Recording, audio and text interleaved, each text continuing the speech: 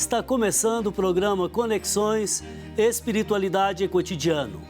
Numa sociedade onde há tantos demolidores, educar é, acima de tudo, restaurar a alma das pessoas. É um ato permanente de amor, exige esforço e fé. Mas como é possível educar para a via espiritual? Será que educar é mais que informar? Para conversar conosco sobre educação e espiritualidade, recebo hoje no estúdio Everton de Souza, engenheiro e professor do Cefet Minas. Mas você pode participar conosco pelo telefone 3469-2531 ou pelo WhatsApp 99642-8473. Boa noite, Everton. Boa noite a todos. Obrigado pelo convite, padre. Prazer estar aqui com todo mundo. A alegria é nossa em receber você, que me disse que já faz 5 anos que é professor e que também faz parte do movimento Universidades Renovadas. Exatamente. Bom, então certamente você está nesse meio educacional há mais do que 5 anos, naturalmente. Sim. Levando em conta toda a sua trajetória. Sim. Então, educar é mais do que informar? É mais do que produzir conhecimento? Sem dúvida. O ser humano por si, ele realiza essa busca por verdade, essa busca por conhecimento. Isso é próprio da alma humana de querer transcender-se, né? Então, no papel de educador, a gente sempre tenta responder esse anseio. E isso faz um elo com a espiritualidade de maneira direta, né? Então, a busca por conhecimento, ela é o próprio agir da espiritualidade, da dimensão espiritual do ser humano. Né? Uhum. Agora, há alguns pensadores contemporâneos que dizem que o Ocidente, houve uma tendência ocidental em reduzir a via espiritual ao conhecimento. Ou seja, a via espiritual vai além do conhecimento? Sem dúvida. Na educação a gente percebe, às vezes, um tecnicismo, né? Um materialismo na educação, como se educar fosse apenas informar, né?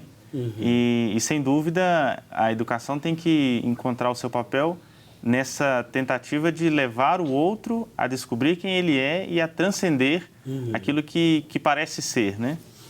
Então, quando você diz que educar é mais do que informar, nós já estamos na perspectiva espiritual. Sim. Ou seja, uma escola, uma universidade, ela não forma apenas profissionais. Sim. Ela forma também cidadãos, ela forma para a vida, não é assim? Exatamente.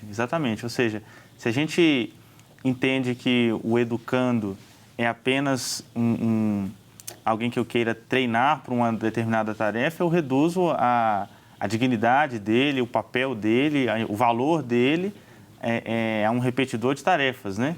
E quando, na verdade, a educação tem que fazer o efeito contrário, é mostrar para ele que ele é alguém muito maior do que parece ser e, portanto, elevá-lo, né? Agora, na nossa tradição mais antiga, havia o ideal grego da paideia, né? Que era a formação integral do sujeito. Sim. Em todas as perspectivas, desde a ginástica, o físico, até a filosofia. Sim. Hoje, qual que é o desafio de educar para a espiritualidade? Bom, eu penso que um pouco mais posterior a essa ideia grega, veio a concepção cristã de educação que pensava em tentar formar a pessoa para que ela pudesse até mesmo receber a evangelização cristã, né?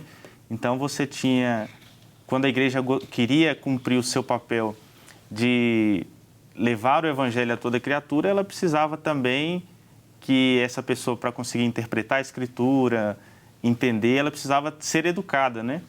Então ela também tinha esse papel de elevá-lo num sentido a sabedoria humana, né? Então torná-lo sábio, para depois torná-lo santo, né?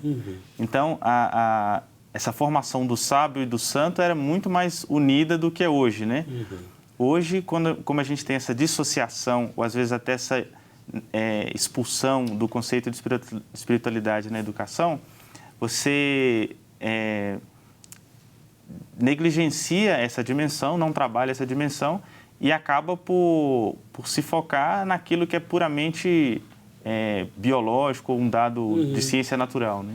E ali talvez seja mais fácil, porque se tem o controle, se Sim. tem um método, uma técnica, né? Agora, você falava aí dessa formação cristã. Claro que a igreja, vamos dizer assim, ela é perita em humanidade. Sim. Então, ao longo da história, ela, através de vários métodos, de várias abordagens, ela formou o ser humano, né? Por exemplo, desde o momento da arte, o momento das imagens, até o momento da catequese, a igreja é guardadora de lugares, um deles é a educação. Sim. Agora, Everton, o que acontece quando falta vida espiritual na escola? Isso leva as pessoas à indiferença? Bom, a indiferença com o transcendente e a indiferença com Deus, certamente, né? Então, aquele que não cultiva a vida espiritual, ele diretamente se Só afasta vai olhar de Deus. para baixo, Só né? vai olhar para o imanente, né? Para o que está à vista. Agora, um risco indireto é quando a gente foge dessa dimensão espiritual e acaba por reduzir a visão do próprio homem, né? Então, se você não tem uma visão completa do homem, a consequência disso é reduzi-lo, por exemplo, a uma visão puramente biológica, né? E se o homem se você vê um homem como um animal, e se você o trata como animal, ele passa a se comportar como tal, né? Então, existe uma consequência drástica nesse reducionismo por não enxergar o homem e numa consequência última de não dar o valor à dignidade que ele tem, né? Ou seja, você nega o valor da dignidade humana, né? Agora, nós vivemos num Estado democrático que se diz laico. Sim. Vivemos numa cultura secular. Então, ao mesmo tempo em que o Estado é laico, não se pode expulsar da seara pública nem a religião, nem a via espiritual, verdade? Exatamente, porque o profissional da educação que está lá, ele não é laico, né? Ou correto. seja, eu sou um professor, fui contratado e eles contrataram um professor católico, ponto, né? Então, eu não posso deixar de ser católico, eu não posso chegar na faculdade que eu ensino e pendurar minha espiritualidade no portão da entrada, né? Eu entro como católico, me porto como tal. Portanto, existe um católico no ambiente de ensino. Esse é o dado.